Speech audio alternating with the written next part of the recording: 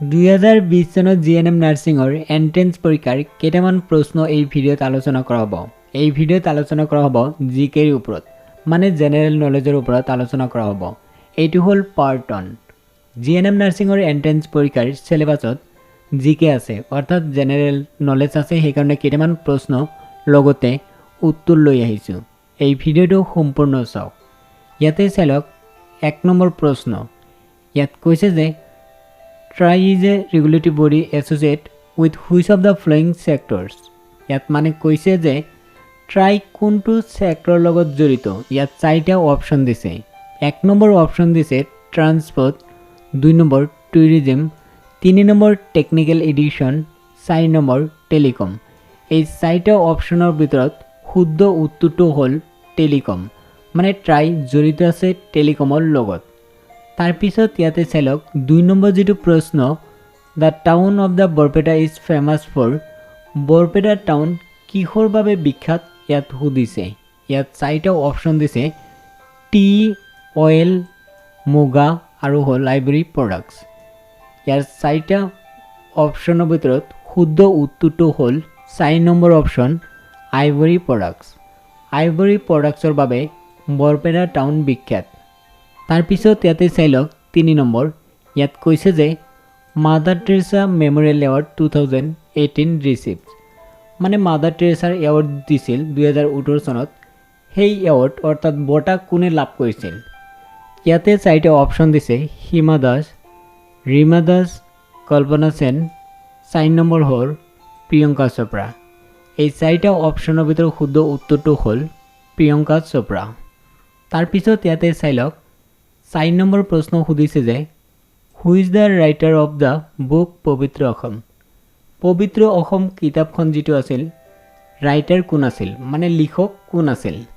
4টা অপশন দিছে মহেশ্বৰ নেওগ, মৃণাল তালুকদাৰ, হেমচন্দ্ৰ গোস্বামী, হীৰেণ গোহাঁই। এই 4টাৰ ভিতৰত শুদ্ধ উত্তৰটো হ'ল 1 নম্বৰ অপশন মহেশ্বৰ নেওগ। তাৰপিছত 5 নম্বৰ সুধিছে যে which country is the world's largest producer of milk, মানে কোনখন দেশ বেছিকৈ উৎপাদন দিয়ে গাখীৰ। ইয়াতে 4টা অপশন দিছে US, চাইনা, পাকিস্তান আৰু ইণ্ডিয়া। ইয়াৰ ভিতৰত শুদ্ধ উত্তৰটো হ'ব 4 নম্বৰ অপশন ইণ্ডিয়া। তাৰপিছত ইয়াত কৈছে যে 6 number Noida is a located in which district of Uttar প্ৰদেশ। উত্তৰ প্ৰদেশৰ কোনখন জিলাত আছে নয়ডা ইয়াতে সুধিছে। ইয়াতে চাওক 3টা অপশনৰ ভিতৰত শুদ্ধ উত্তৰটো হ'ব 1 নম্বৰ গৌতম বুদ্ধ নগৰ। এইটো হ'ব শুদ্ধ উত্তৰ।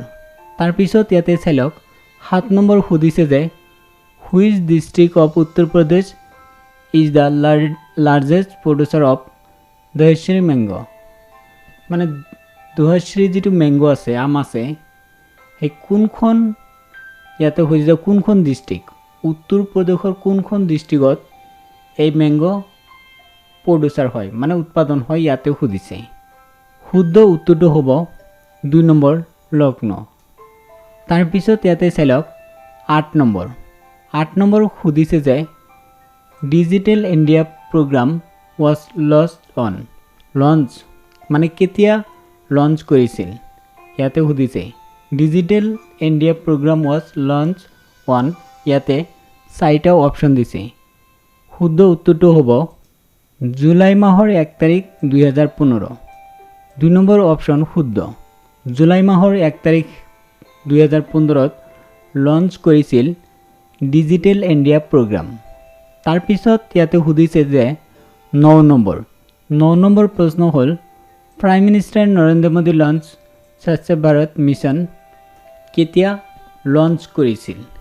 ইয়াতে সুধিছে অফিচিয়েলি কেতিয়া লঞ্চ কৰিছিল। ইয়াতে চাওক ইয়াৰ ভিতৰত 4টাৰ ভিতৰত শুদ্ধ উত্তৰটো হ'ব গান্ধী জয়ন্তী।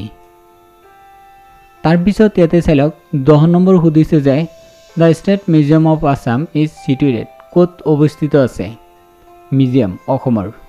ইয়াতে চাওক যোৰহাট, গুৱাহাটী, ধুবুৰী আৰু নগাঁও। ইয়াৰ ভিতৰত শুদ্ধ উত্তৰটো হ'ব গুৱাহাটী 2 নম্বৰ। এইটো আছিল পাৰ্ট 1 তাৰপিছত ট্ৰাই কৰিম পাৰ্ট 2 বাকি যিবিলাক সিলেবাস আছে সেইমতে প্ৰশ্ন আৰু উত্তৰ লৈ আহিম আপোনালোকে ভিডিঅ'বিলাক চাই থাকিব